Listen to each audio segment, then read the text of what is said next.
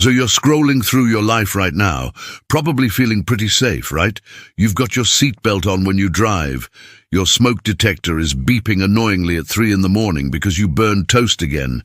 And you're wearing shoes that don't spontaneously combust when you walk near an open flame. You think this is all normal, like humanity just naturally figured out how to not die from everyday objects. Spoiler alert, we didn't. Almost every safety feature you take for granted exists because someone had to die first so the rest of us could learn the incredibly obvious lesson that maybe, just maybe, we should put a guard on that spinning blade of death. It's honestly wild when you think about it. We live in a world where the phrase, "those safety regulations are written in blood," isn't just a dramatic saying, it's literally the instruction manual for modern civilization. So buckle up, because we're about to dive into 10 products that only exist because someone looked at danger, said, "How bad could it be?" and then immediately found out exactly how bad it could be. And honestly, some of these are so obvious in hindsight that you'll wonder how humanity survived long enough to invent the wheel, let alone figure out that maybe children and heavy machinery shouldn't be best friends.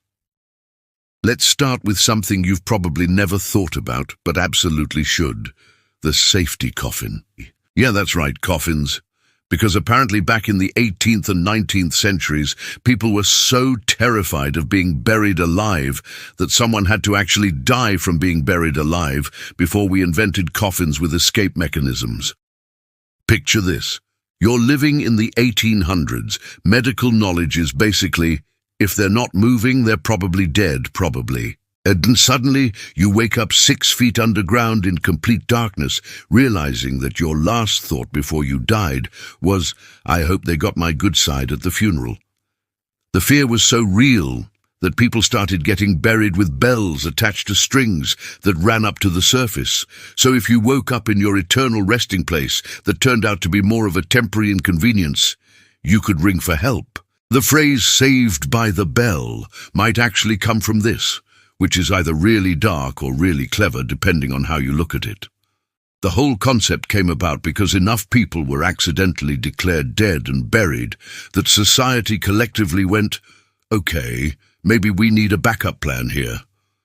And yes, people actually died from this before we figured out that maybe, just maybe, we should double-check if someone's actually dead before we throw dirt on their face. The Victorian era was basically one long episode of what could possibly go wrong, followed immediately by, "Oh no, that's exactly what went wrong." Moving on to something you interact with literally every time you're in a car, the windshield. But not just any windshield, the laminated safety glass windshield that doesn't turn into 1,000 tiny face-destroying shards when a pebble hits it at 60 miles per hour. This invention exists because of a French scientist named Edouard Benedictus, who in 1903 accidentally knocked a glass flask off a shelf in his laboratory and noticed that while it shattered, the pieces stayed together instead of scattering everywhere like glass normally does. Turns out there had been some plastic residue coating the inside, and his brain immediately went to, "Hey, this could save lives in car accidents," which was impressively forward-thinking considering cars were still relatively new and most people were more worried about them scaring horses than protecting passengers. But here's the thing.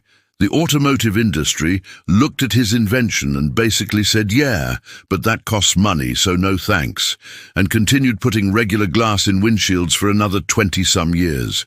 Regular glass that, when you crashed, would explode into your face like the world's worst confetti cannon. It wasn't until enough people died from windshield-related injuries, their faces sliced to ribbons in otherwise survivable accidents, that car manufacturers finally admitted that maybe spending a few extra dollars on safety glass was worth it.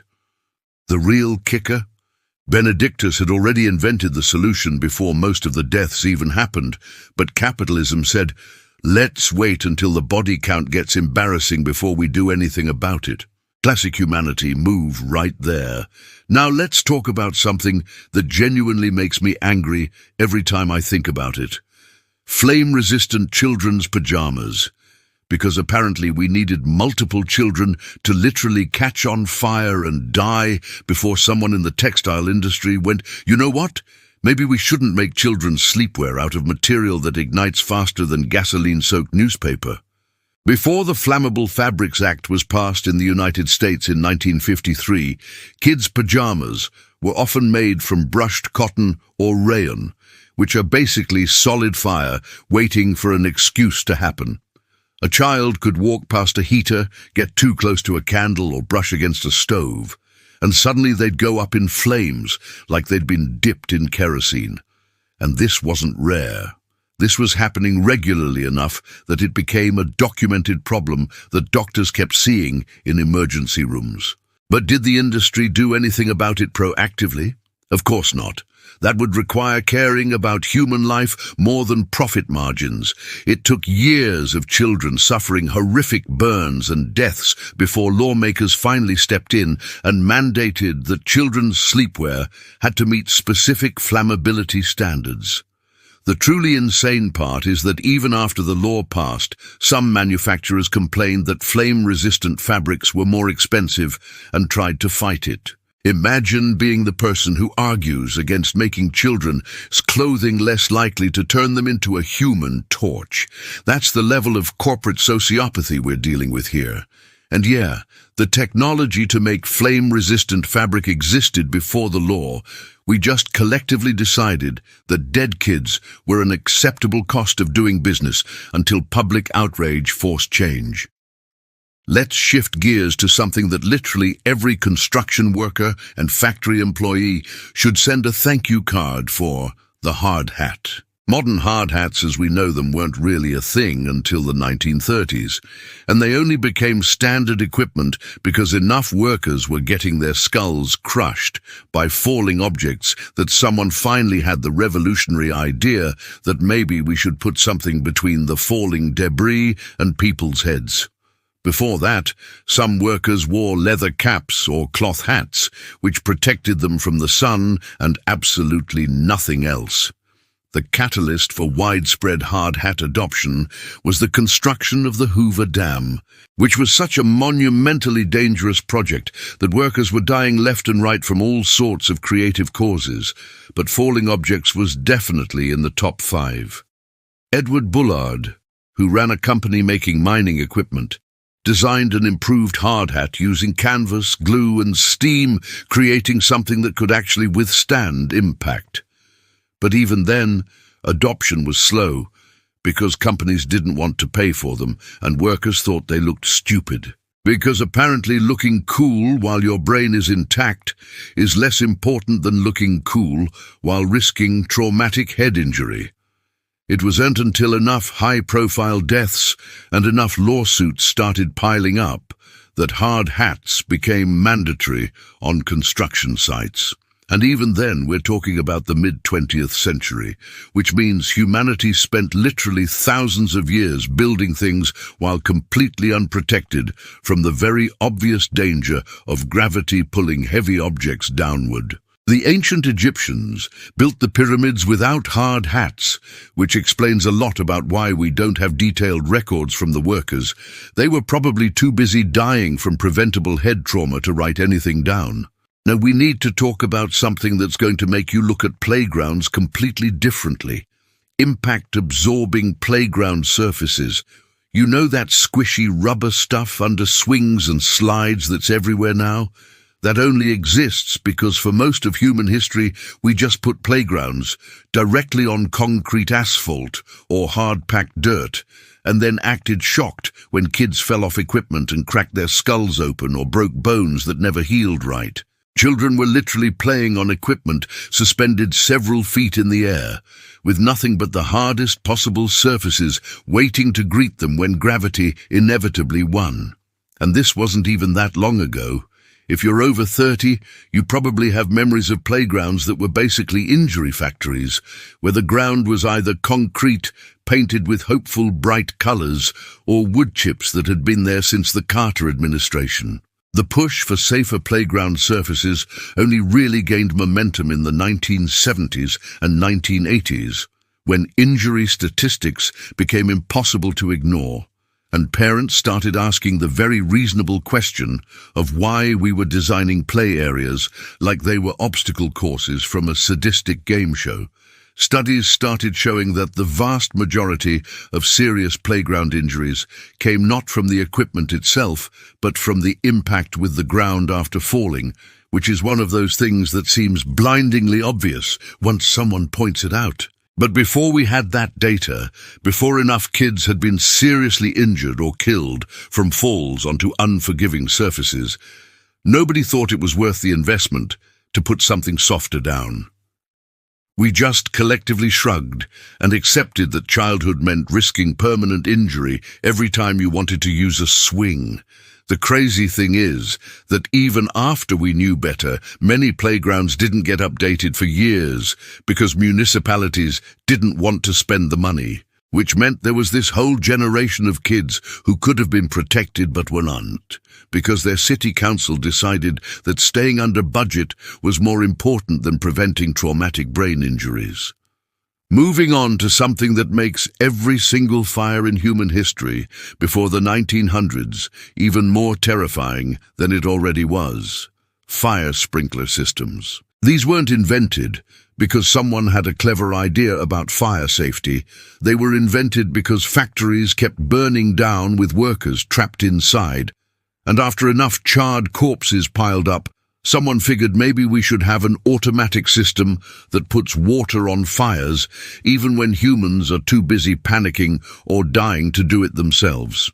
The first automatic fire sprinkler was patented in the 1870s, but it took decades of catastrophic fires for them to become standard. We're talking about incidents like the Triangle Shirtwaist factory fire in 1911, where 146 garment workers, mostly young immigrant women, died because the factory owners had locked the exit doors to prevent workers from taking breaks, and the building had no sprinkler system, no adequate fire escapes, and no regard for human life beyond what it could produce on a sewing machine. The women who didn't burn to death jumped from the upper floors to escape the flames, and people on the street watched them fall, helpless to do anything. That fire, that absolute nightmare of preventable death, is what finally pushed cities to mandate fire sprinklers in factories and large buildings. Before that, building owners argued that sprinklers were too expensive and probably unnecessary since fires were pretty rare, conveniently ignoring the fact that when fires did happen without sprinklers, people died in numbers that should have made everyone involved deeply ashamed. The Triangle Shirtwaist fire is taught in history classes now as a turning point for workplace safety, but let's be real. It should be taught as a case study in how capitalism will literally let you burn to death if there's no law stopping them from saving money on safety equipment. Those 146 people died so that future workers could have the basic dignity of not being incinerated at their jobs. And honestly, the fact that it took that many deaths for change to happen is its own kind of horror. Let's get into something way more recent that you definitely use and probably do not think about: Vehicle Electronic Stability Control Systems, or ESC. This is the technology that helps prevent your car from spinning out of control when you take a turn too fast or hit a patch of ice, and it only became mandatory in new vehicles in the United States in 2012. Before that, cars would just lose traction and spin out, and whether you survived was basically up to physics, luck, and how good you were at not panicking while your vehicle became a 2-ton death carousel. Studies estimated that ESC could prevent about 1/3 of all fatal crashes and reduce single vehicle crashes by around 50%, which are numbers so significant that you'd think we would have mandated this technology immediately after inventing it. But no, it took years of advocacy, research, and yes, thousands of preventable deaths before it became required equipment. The technology was available in high-end cars as early as the mid-1990s, but automakers didn't want to include it as standard because it cost money, and they were perfectly happy selling cars that were statistically more likely to kill you if it meant their profit margins stayed healthy. Consumer safety advocates had to fight for years, armed with data about how many lives would be saved before regulators finally forced the industry's hand.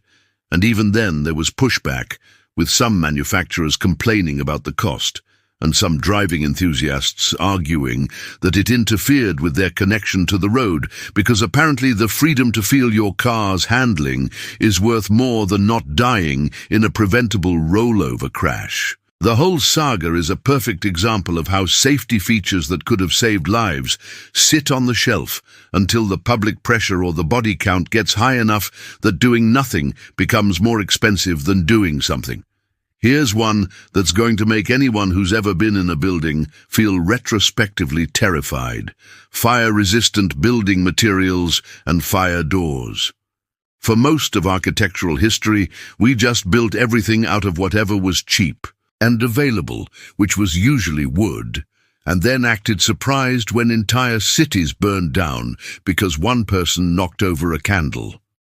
The Great Fire of London in 1666 destroyed over 13,000 houses and left 70,000 of the city's 80,000 inhabitants homeless, all because the buildings were primarily wooden and packed together so tightly that fire could jump from one to another faster than people could run away. But did humanity learn from this and immediately start building everything out of stone and implementing fire safety codes? Kind of, but also not really, because it took repeated catastrophic fires across different cities over centuries before we developed comprehensive fire safety standards. Even in the 20th century, we were still having disasters like the 1942 Coconut Grove nightclub fire in Boston, where 492 people died, partly because the building's flammable decorations and lack of proper fire exits turned a small fire into a death trap within minutes. That fire led to major changes in fire codes, including requirements for clearly marked exits, doors that open outward, and fire-resistant materials in public spaces. But again, these changes came after the deaths, not before. We knew fire was dangerous. We'd known that for literally thousands of years, but implementing safety measures cost money and required effort. So we just kept building fire hazards and hoping for the best until tragedy forced change. The pattern is so consistent, it's almost funny, except it's not funny at all, because we're talking about people burning to death in preventable disasters, while building owners and city officials shrugged and said regulations were too expensive or too restrictive, until the moment their negligence made headlines. Now let us talk about something that almost everyone who works with power tools owes their fingers to: blade guards and emergency stop mechanisms on industrial equipment. Before these became standard, workers in factories and mills were losing fingers, hands and limbs with such regularity that it was just considered part of the job, like an occupational hazard you accepted when you signed up to work with machinery that could tear you apart if you made one wrong move or got distracted for half a second. The Industrial Revolution was basically a meat grinder, with a factory attached, where workers, including children, operated dangerous equipment with zero safety features for 12 to 16 hours a day until either exhaustion caused an accident or the machine found a creative way to maim them. There were no guards on spinning gears, no automatic shutoffs if something went wrong, no emergency stops that you could hit when you realized your sleeve was caught in the machinery and you had about 2 seconds before your arm followed. Workers just died or got permanently disabled, and factory owners replaced them with fresh bodies because labor was cheap and human life was apparently cheaper. It took decades of labor organizing strikes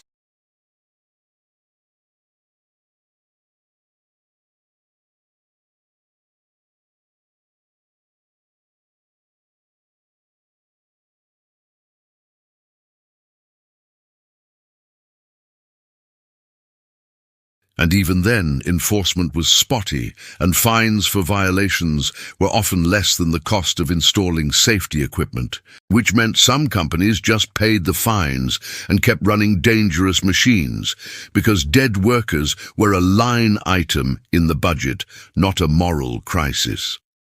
The fact that we had to fight for the right to not lose body parts at work, that this wasn't just automatically considered an unacceptable outcome, tells you everything you need to know about how much value society placed on working-class lives during industrialization. Let's move to something more modern, but equally infuriating: proper safety standards for amusement park rides. You get on a roller coaster and assume that someone has done the math, run the tests, and made sure that the thing isn't going to fly off the tracks or decapitate you with a poorly placed support beam. But amusement park safety regulations are actually a patchwork mess, and in many places they only exist because specific horrifying accidents forced lawmakers to act.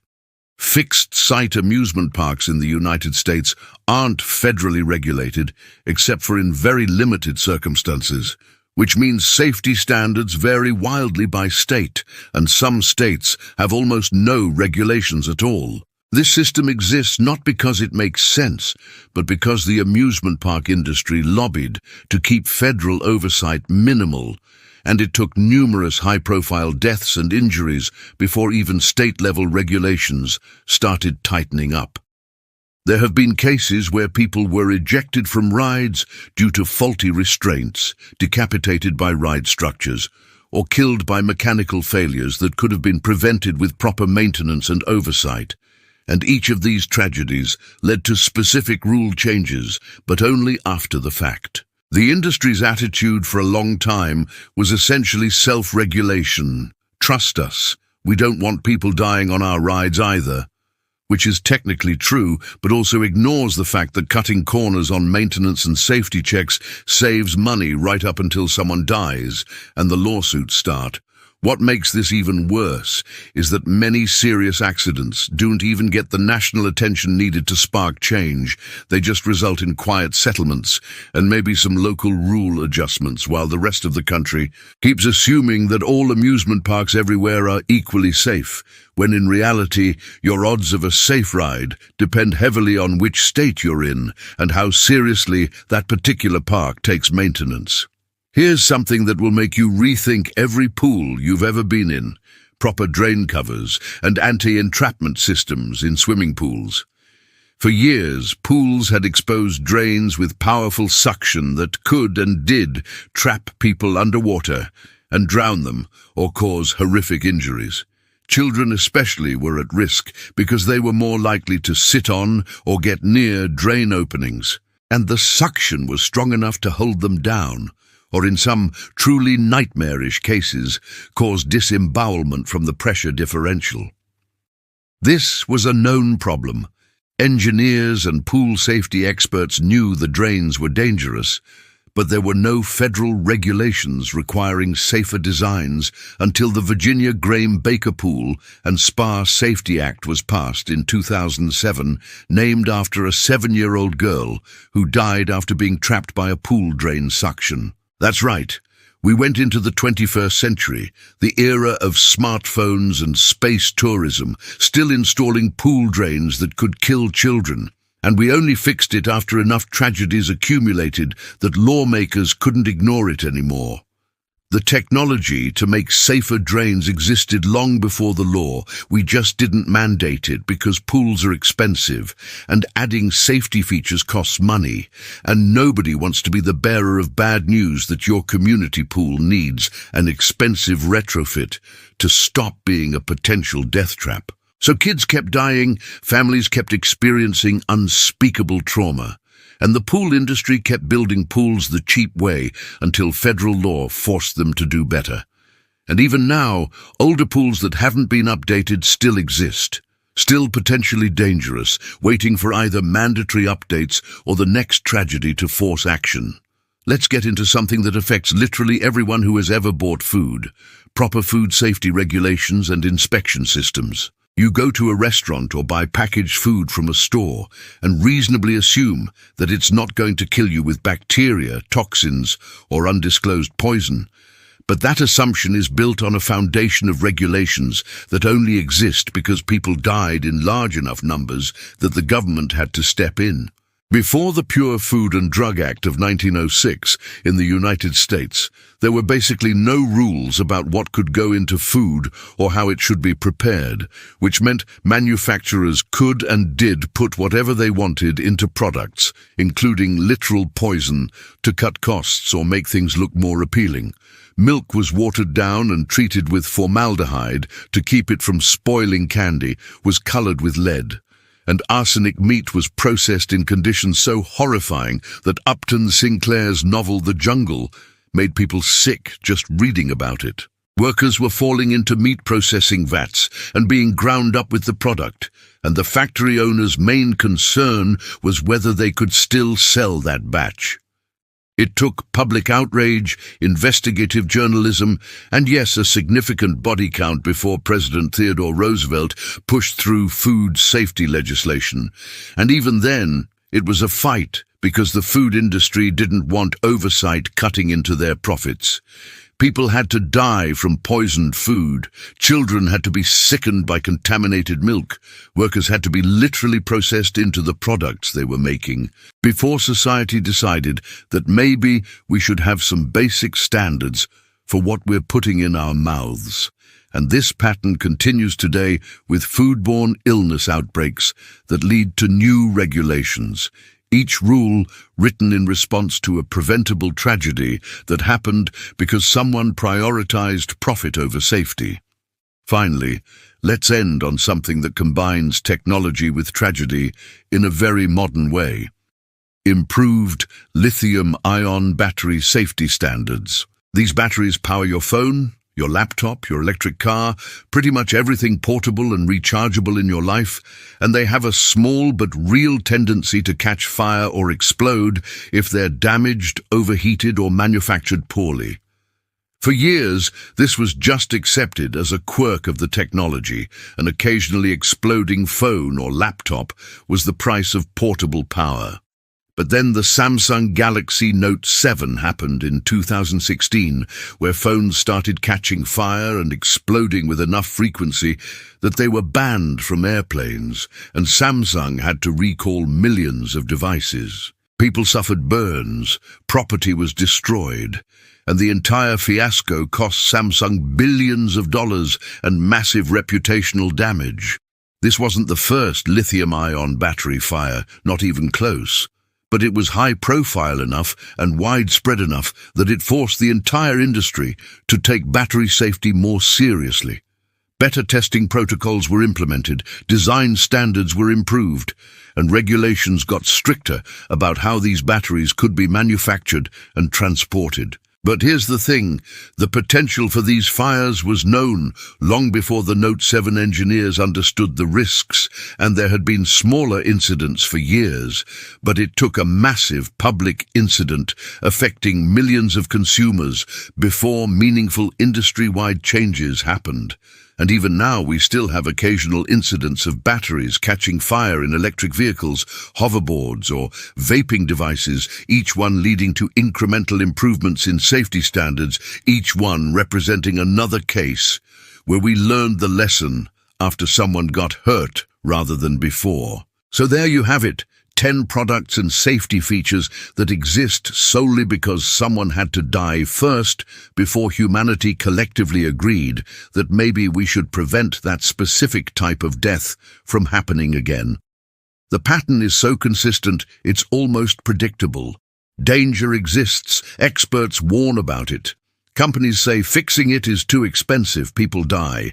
Public outrage happens, regulations get passed, and suddenly the thing that was too expensive is now mandatory and affordable. It's like we're all participants in the world's slowest, most tragic learning process, where the lesson is always the same, but we refuse to apply it proactively. Every seatbelt, every fire extinguisher, every warning label and safety guard exists because at some point, someone looked at the preventable danger, chose not to prevent it, and someone else paid for that decision with their life. It's darkly funny in a cosmic sense how we claim to be the intelligent species, but repeatedly need to learn through catastrophic failure that sharp things cut. Fireburn's heights are dangerous, and maybe we should protect people from obvious hazards. But hey, at least we eventually learn, even if our teaching method is horrifyingly inefficient and measured in body counts. So the next time you put on a seatbelt, walk past a fire extinguisher, or use any product with a safety feature, take a moment to remember that it probably exists because someone died without it, and their tragedy bought your safety. Cheers to learning things the hard way, humanity's favorite and apparently only reliable teaching method. Now I want to hear from you. Write in the comments something powerful you realized while watching this. Maybe something about how we approach safety in your own life, or just which of these stories hit you the hardest. And if you want more videos like this where we explore the dark and absurd side of everyday things, let me know in the comments and I'll keep them coming.